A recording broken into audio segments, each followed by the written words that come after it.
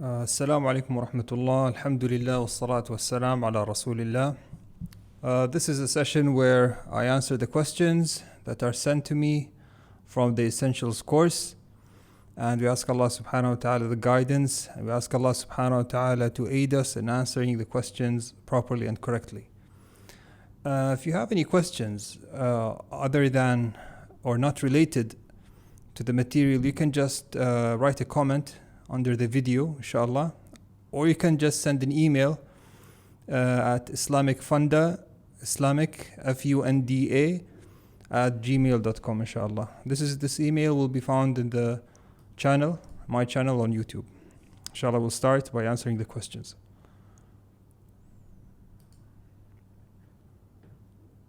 Bismillah.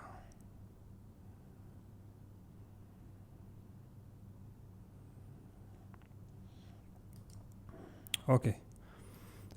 Question. If one intends to sleep and do Qiyam al-Layl just before Fajr, can he leave Shafa and Witr prayers till after he is done Qiyam prayers, or does he need to do them before he sleeps and then do them again after Qiyam al-Layl prayers? Alhamdulillah wa salatu wa salam ala Rasulillah. Shafa, basically, Witr is prayed only once. Witr is prayed only once. And night prayer, Qiyam al-Layl, is done after Isha prayer. So you pray Isha prayer and then you pray your 2 units of routine prayers, Ratiba, and then you can start your Qiyam al-Layl. Can a person do all of his Qiyam before he sleeps? Yes, he can. And that's considered Qiyam al-Layl. And also pray Witr before he sleeps? Yes, he can do that. Okay, what if someone is used to praying Qiyam and Witr in the final third of the night, but on some days he might be too busy or too tired, so he wants to pray them before he sleeps? Can he do that? Yes, he can. What if he prays Witr before he sleeps, and then he says, well, if I wake up at night, I can continue my Qiyam? Can he do that? Yes. If you're worried that you won't be able to wake up before Fajr, you can do your Qiyam or some of your Qiyam before you sleep, and you can pray Witr. And then if you wake up again, you can continue your Qiyam. But do not repeat Witr. Witr is prayed once per night. Do not pray 2 times. Do not pray Witr 2 times. طيب. Next question. If you arrive to the mosque late on Friday for Jum'ah prayer and the khutbah has already started, do you perform Tahiyyat al-Masjid or just sit down and listen? Or do you do it after prayers? Bismillah. If you enter the masjid and the imam is giving the khutbah, then you have to pray 2 units before sitting down. Pray 2 units before sitting down and listen, and then you listen to the khutbah.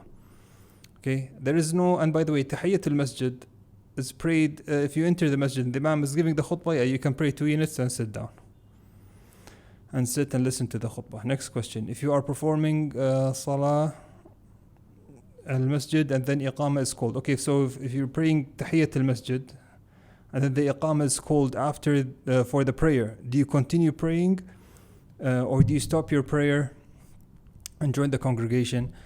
The Prophet Muhammad sallallahu alaihi wasallam has said, إذا أقيمت الصلاة فلا صلاة إلا المكتوبة.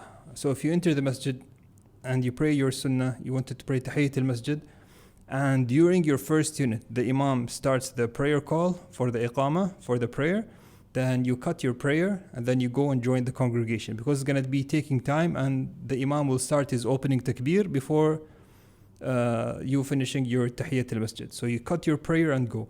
And when you cut your prayer, do you have to do salam? No, you do not need to do that. The intention of cutting the prayer is enough. You just go and join the congregation. Okay. What if you were in the second unit and you were like doing ruku' and then the imam started the muadhin started the qiyam, the iqamah? Do you cut your prayer? I mean, here it's gonna take a couple of seconds to finish your prayer. So here you finish your prayer quickly and then you go and join the congregation. So if you're in the second unit and it was after ruku', then the iqamah started, then you can just continue your prayer real quick and then join the congregation. Okay. Next question. When you are sitting and praying in a congregational prayer, in which spot should the chair be? Okay, very important question. Okay, we have 2 different scenarios. Or scholars have said there are 2 different situations. One where a person prays the whole prayer sitting down. And the other is when a person only prays sitting down when he does the ruku' and sujood. So when he does the bowing and prostration, he does it on the chair. The rest of the prayer, he does it standing up. Either way, pay attention, either way, if putting the chair, if you set the chair behind the line and it will affect the people praying behind you, in this case, you do not do that. Regardless of your situation, it's okay for you to put your chair in front and to sit on the row. So basically where you sit is where the people will be standing. So in either way, if there will be someone praying behind you, in this case we say that do not do not cause any problems for those praying behind you. In this case, you can put your chair in front of the line and pray in that situation. This is the safest thing because you don't want to disturb the row behind you. If you were in a masjid, okay, the other situation where you're in a masjid where there are not, or you know that there will be no one praying behind you. You're in the final row and you know that there will be no one praying behind you. In this case, we differentiate. If you're going to be praying most of the prayer on your feet, so you're just going to be sitting on the chair for ruku' and sujood, in this case, no, you place your chair a bit behind the line and you make sure you join your brothers in the row of prayer. You join your brothers in the row of prayer. But, and if you were not, or if you're going to be praying the whole prayer on the chair, so in this case, no, it's okay. You sit, you don't need to join your feet with your brothers. You just sit, where you sit, you do not need to put your feet in the same level as the brothers on your left and right, okay? So, straightening the row in this case will be where you sit. So your bottom should be on the same level as their feet, okay? So your chair should be, in this case, in front of the line, okay? Okay, Bismillah. طيب. So basically, to summarize the answer, in either way, if putting the chair, if there's someone praying behind you and the chair will prevent them from doing sujood properly, in this case, you put your chair in front of the line in such a way that you don't bother the people praying behind you. Okay, in either way, regardless if you're going to be doing most of the prayer on your feet or on the chair. طيب. When we travel, when we do Maghrib and Isha while travel, and then we want to pray witr, can we do tahajjud after praying witr if we have time before Fajr? Please explain witr prayer while traveling in normal situation after praying for Isha is done. Good question. If you're going to be combining or joining Maghrib and Isha prayer, when can you pray night prayer? We mentioned in travel we do not pray the routine prayers except for the 2 units of Fajr. What about witr and qiyamul layl? No, qiyamul layl is done on a daily basis. Witr is done on a daily basis, even in travel. Rasulullah ﷺ used to pray them even in travel. So, in this case, when can a person pray qiyamul layl and witr? When combining Maghrib and Isha. If he combined Maghrib and Isha in the time of Maghrib, he can still pray witr and qiyamul layl after Isha. Because witr and Qiyamul Layl are connected to Isha prayer. The timing is after Isha prayer. So if a person combines Maghrib and Isha, joins the prayer of Maghrib and Isha in the time of Maghrib, for example, a person who's traveling, then he can pray the witr and he can pray Qiyamul Layl directly after Isha, even though it's in the Maghrib time. Okay? He can do that. And if he did pray some Qiyam and he prayed some witr, he prayed the witr and then later on before Fajr he was able to do Qiyam, can he still do Qiyam? Yes, he can pray something after witr, no problem. Yes, it is preferred to make witr your final prayer, but if it happened that was not the case, inshallah, there's no problem. Okay, Bismillah. A good question. If a person travels to another city for work on a daily basis, returning home every day, are they still considered a traveler? Can they still combine and shorten prayers while they are at work in the next city? Good question. Okay, we have this a lot. People going from Dubai and Abu Dhabi. Okay, in Dubai and Abu Dhabi, this is considered travel. on a daily basis, is it considered, is he a traveler? Yes, he is a traveler. During the route going from Abu Dhabi to Dubai, he is a traveler. But what about when he reaches Abu Dhabi? He's residing in Dubai, he's going to the other city on a daily basis and coming back. While he's there, he's going to be staying for a couple of hours, one day, and then coming back. Is he a traveler? Inshallah, yes, because he's not living there. He's just doing work and then coming back. He's considered a traveler. Can he combine? It's permissible to combine, it's permissible to shorten his prayer. But the thing is, if they're going to be praying Jama'ah there at work, it's best, or it's strongly recommended that you pray with them. And if the Imam was praying the prayer in full, then you follow the Imam and you complete your prayer. So if he's praying 4 units, you pray 4 units for Asr. Okay? If you're praying behind a person who is praying the prayer in full, complete, so you have to complete your prayer. So he's going to be praying 4 units, you pray 4 units. Okay?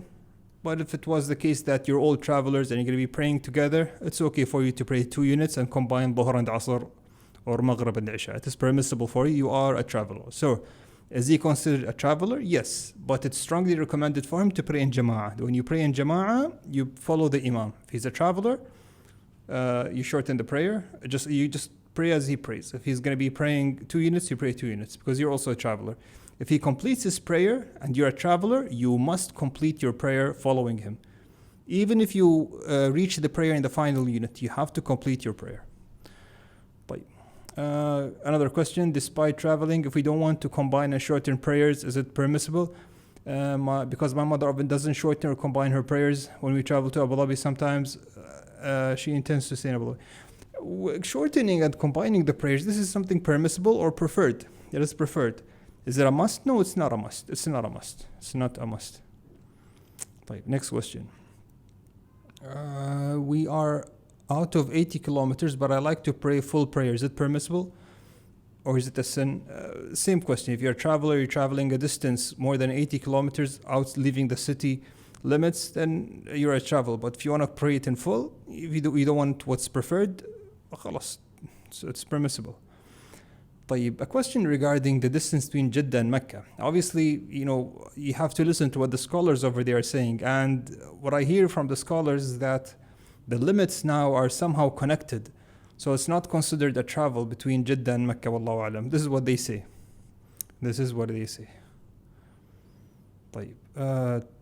Traveling for holiday without hardship. Can we shorten and combine, even if it's for 4 days? When we say a traveler can shorten and combine his prayer regardless if there was hardship, as long as he is a traveler, he has and can use the concessions of travel. He can shorten his prayers, he can join the prayers, and he can break his obligatory fast if he's a traveler. Okay, regardless if it was what type of travel, and if it was leisure or the only thing that scholars have disputed is what if it was traveling for a sin, to commit a sin. Can he avail the concessions of travel? This is where they differed. So regardless if you're in first class or in economy, if you had if there were hardship or not, you can still use the concessions of travel. You can combine and you can shorter, especially if you're saying they're going to be staying in for 4 days only. This is with the opinions of the majority that it's considered a travel. How do we know whether the Imam was a resident if we are joining prayer after 2 units? He may also be another traveler. Exactly. Scholars say here, use your common sense. If you, for example, you're at the airport and the Imam, he has this suitcase next to him. Obviously, he's also a traveler. So definitely he prayed 2 units. But if you're in a place, you're going to be, for example, at a gas station, and you don't know if does this Imam work there? Does he live in that area? You have doubts. In this case, we say if there's no sign that he's a traveler, we say act on the fundamental matter that fundamentally you pray the prayer that he's a resident. So you pray your prayer complete. So if you reach 1 unit, where's the issue? If you reach 1 unit and you're not sure, is this Imam a traveler or is he a resident?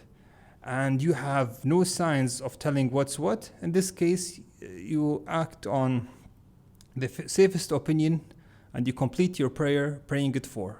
Okay? Pray it 4. Can we combine prayers while praying with the resident imam?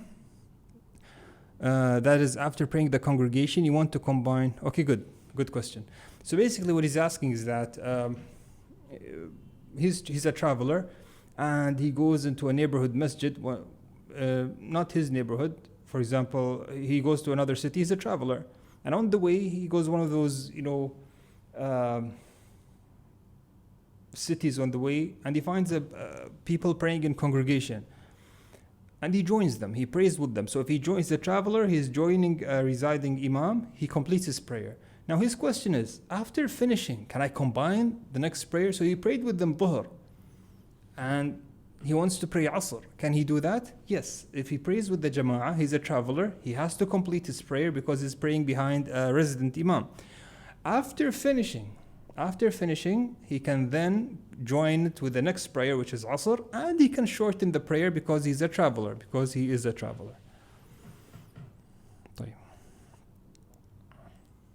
طيب, if the imam is a traveler, then what about the follower? If the imam was a traveler and he prayed 2 units, and the follower has to complete his prayer, obviously, because it's not permissible for him to. If the follower was a resident, it's not permissible for him to to shorten his prayer. So he has to pray it full. So after the imam makes salam, he stands up and he continues. He comes up with 2 units if it was dhuhr and asr, and completes his prayer. Wallahu alam. طيب, I am staying in Dubai and visiting my brother in Abu Dhabi.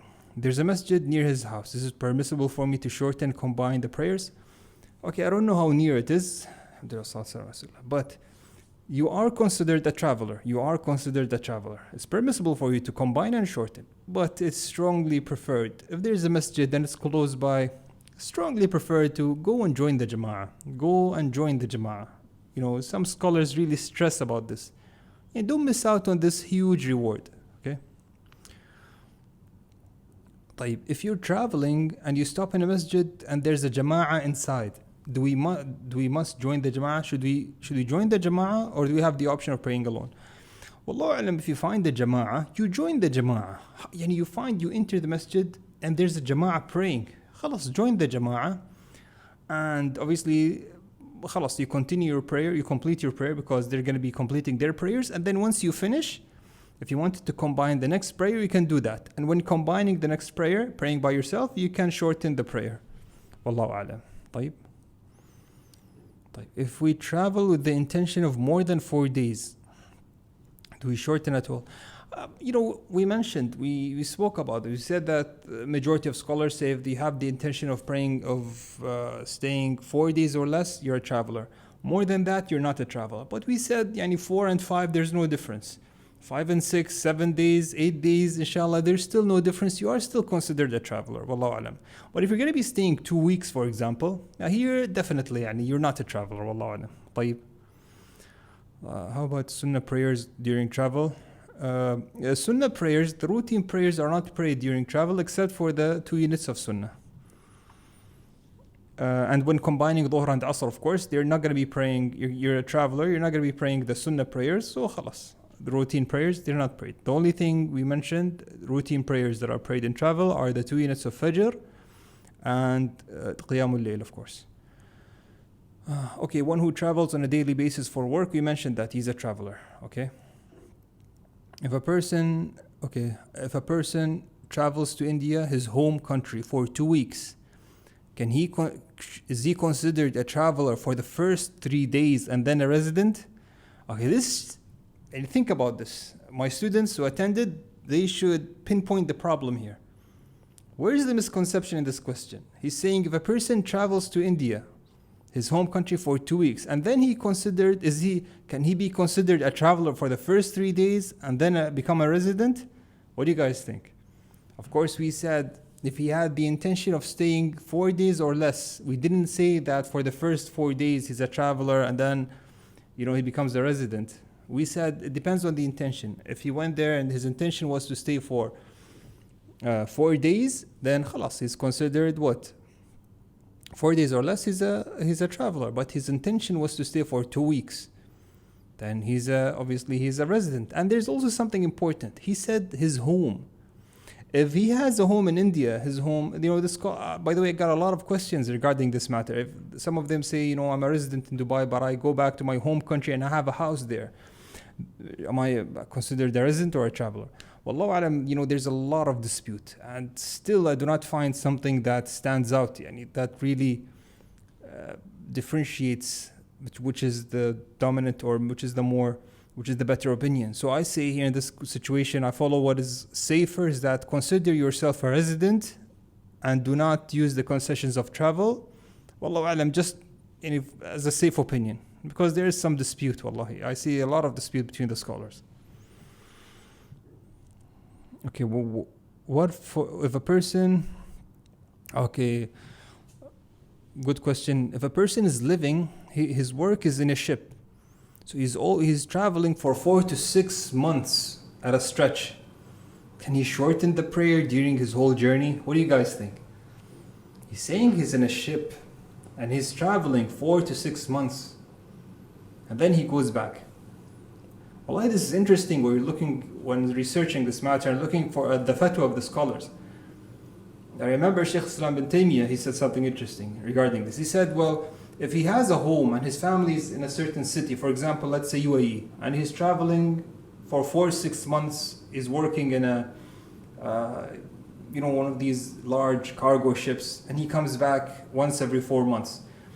During his travel, he's considered a traveler, even if it's 4 months. Khalas, he's not residing anywhere. He's moving in the sea.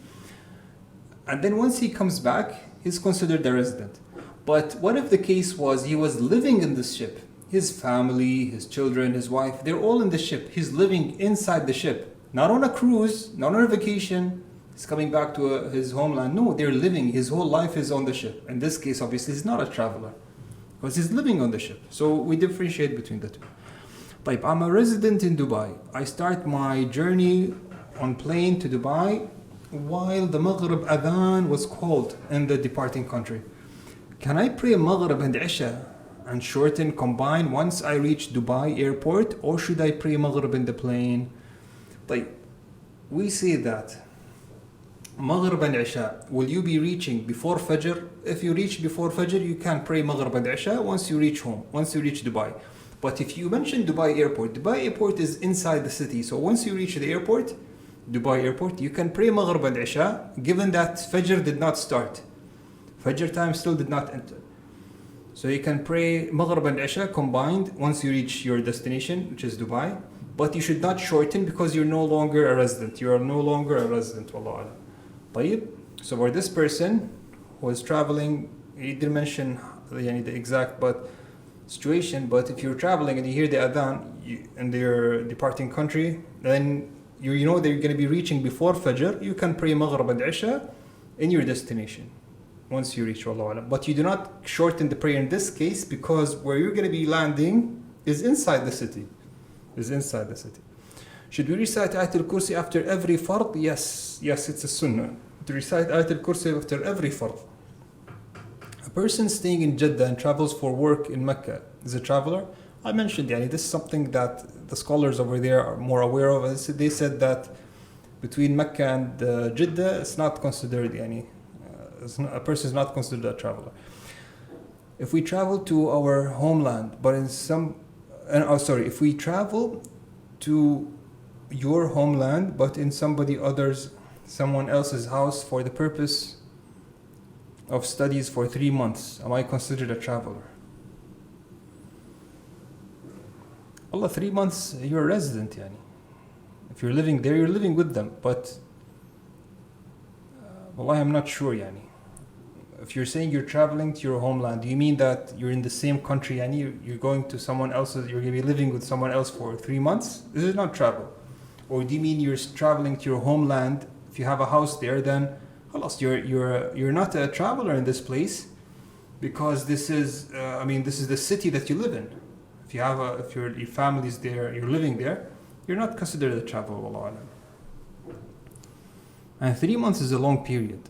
Okay, you're considered a resident there. You're living there. Wallahu alam that you're not taking the precaution that you should complete your prayer and you should not shorten. Wallahu alam. What if an Indian resident flies to Jeddah on Umrah visa and lives in Jeddah for 15 days? Okay, if you're going to be staying for 15 days, we said that you're going to be a resident there. طيب. Then he travels to Mecca from Jeddah. So is he considered a resident in Jeddah, or can he perform the ghusl? Okay, this is one matter. If you're going to be staying 14 consecutive days in a place, you're a resident. طيب. And then he said, can he perform ghusl for Umrah in Jeddah, or should we go to the miqat to observe ihram? The ghusl, the preparation for ihram, can be done at home, in your home in Jeddah, and then the actual ihram can be done at the miqat. So you prepare yourself, you wash, you wear your ihram at home, and then when you want to do the actual ihram, it's after meeting the miqat. Labbaik Allahumma umrah. You say it when you reach the miqat, not at home. Okay. If I have to leave the airport after Maghrib, can I join Maghrib and Isha before leaving? Good question. Okay, if your airport is inside the city that you're living in, not outside the limits, then in this case, if it's inside, you're not considered a traveler, based on some of the opinions. So in this case, you cannot shorten. But can you join the prayer knowing that you're going to be going on the plane and you don't know who's going to? Yes, you can join the prayers, but even if you're in the city, you're not a traveler, you can join, but you cannot shorten because you're not a traveler. And remember, joining the prayer, we said it's easier than shortening. Shortening the prayer is only for a traveler. Joining is if there were hardship in praying. So if you're going to be on the plane, there's going to be some hardship in praying on time, then yes, combine your prayer in the airport before leaving. طيب. And how many days can we shorten our prayer when we go to our home country? The opinion that I choose that you do not shorten your prayer, inshallah. طيب. Subhanallah. Okay, with this I finished the Q&A session that I have in front of me, and inshallah maybe this week or next week I will try to address the second Q&A. If you have any questions, you can send it on the email, or you can write in the comments, inshallah. Or if you're attending the essential course with Dar al-Bir, your questions in the Q&A, inshallah, they'll collect it and then they will send me the questions, and inshallah I will answer them. هذا والله أعلم وصلى الله على نبينا محمد وعلى آله وصحبه وسلم. جزاكم الله خير.